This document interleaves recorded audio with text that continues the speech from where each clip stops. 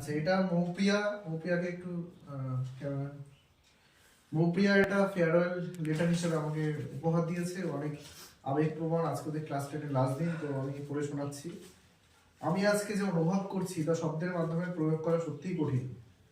সুকান্ত একাডেমিতে কাটানো প্রতিটা মুহূর্ত যে কতটা মধুর তা ভাষায় প্রকাশ করা অসম্ভব।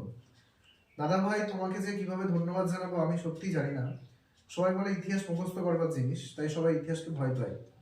আর ভূগোল বোঝার জিনিস, তাই ওটা কঠিন। কিন্তু ওখানে পড়তে এসে এইসব ভুলভ্রান্তি, উৎকট ধারণা সব মিটে গেছে। তুমি শিখিয়েছো ভয়কে জয় করতে, তুমি আমাদের বুঝিয়েছো ভালোবেসে সবকিছু করা যায়। আজকে তোমার জন্য ইতিহাসকে আমি ভালোবাসতে শুরু করেছি। তোমার কথায় কখনো কেঁদেছি, কখনো হেসেছি, কখনো আবার খুব রাগ হয়েছে। কিন্তু এই সব কিছুর মধ্যেই প্রতিটা মুহূর্তে অনেক কিছু শিখেছি, জেনেছি, বুঝেছি।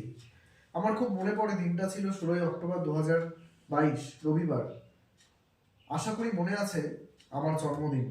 সামান্য অন্যমনস্ক হওয়ায় ওই দিন খুব বকেছিলে, খুব কেঁদেও ছিলাম। তখন খুব রাগ হচ্ছিল, উঠে চলে আসতে ইচ্ছা করছিল, বাধ্য হয়ে বসে থাকতে হয়েছিল। কিন্তু পরে বুঝেছি তোমার কাছে সবাই সমান। ভুল করেছি, বকা দিয়েছ। তোমার কাছে পড়ে প্রথম বুঝলাম নম্বর পাওয়ার জন্য পড়াশোনা করতে হয় না, ঠিকঠাক পড়াশোনা করলে নম্বর এমনিই পাওয়া যায়। খুব ইম্পর্টেন্ট কথা এটা। জীবনে পড়াশোনা করবার যে প্রয়োজনীয়তা তা সেটা তুমি তো বুঝিয়েছ আমাদের।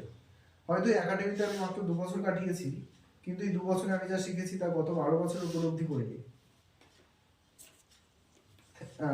থ্যাংক ইউ এতদিন আমাকে সহ্য করার জন্য, আমাকে ভালোবাসার জন্য। অনেক দোষ করেছি, অনেক ভুল করেছি। প্রত্যেকবার আমায় যেমনি করে ক্ষমা করে দিয়েছো, ভবিষ্যতেও ঠিক সেইভাবেই ক্ষমা করে দিও। সারা জীবন এভাবেই হাসি খুশি থেকো, সুস্থ থেকো।